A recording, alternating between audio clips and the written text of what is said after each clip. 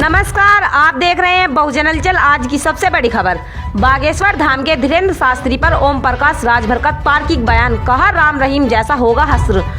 बता दें कि अपने बयानों को लेकर अक्सर सुर्खियों में रहने वाला सुभाषपा अध्यक्ष ओम प्रकाश राजभर ने बागेश्वर धाम के महंत पंडित धीरेन्द्र कृष्ण शास्त्री पर तार्किक बयान दिया है।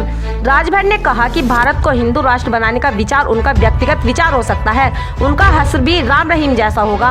वहीं दूसरी तरफ उन्होंने स्वामी प्रसाद मौर्य पर भी निशाना साधते हुए कहा कि वो सिर्फ सुर्खियों में बने रहने के लिए ऐसा बयान दे रहे हैं। बस्ती पहुंचे सुभाषपा अध्यक्ष ओम प्रकाश राजभर से जब बागेश्वर धाम के पंडित धीरेन्द्र शास्त्री द्वारा भारत को हिंदू राष्ट्र बनाने के बयान पर सवाल पूछा गया, तो राजभर ने कहा कि भारत देश संविधान से चलता है और इसे हिंदू राष्ट्र बनाने का विचार उनका व्यक्तिगत हो सकता है।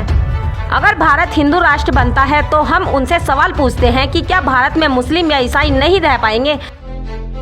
आगे ओपी राजभर ने कहा कि राम रहीम की तरह पंडित धीरेन्द्र शास्त्री का भी वही हश्र होगा। आगे ओम प्रकाश राजभर ने यहां स्वामी प्रसाद मौर्य द्वारा रामचरितमानस की गई तार्किक टिप्पणी पर निशाना साधा और कहा कि मौर्य 4 बार बसपा में थे, उसके बाद वो राम की शरण में चले गए और बीजेपी की सरकार में आ गए। इस सरकार में मंत्री बनने के बाद वे रामचरितमानस पर फूल और माला भी चढ़ाते रहे। इतना ही नहीं, रामचरितमानस ग्रंथ के सहारे अपनी बेटी को बीजेपी से सांसद भी बनवा दिया। 5 साल बीजेपी में रहते हुए स्वामी प्रसाद मौर्य कभी रामचरितमानस के खिलाफ नहीं बोले और जैसे ही वो सपा में आए और सपा की यूपी में सरकार नहीं बनी तो चर्चा में बने रहने के लिए इस तरीके का बयान दे रहे हैं। राजभर से जब अफजाल अंसारी और मुख्तार अंसारी को लेकर सवाल पूछा गया तो उन्होंने कहा, ये लोग हमेशा चर्चा में इसलिए बने रहते हैं कि इनकी लड़ाई हिंदू और मुस्लिम की है। इन लोगों पर कुछ न कुछ कार्रवाई होती रहती है और चर्चा होती रहती है।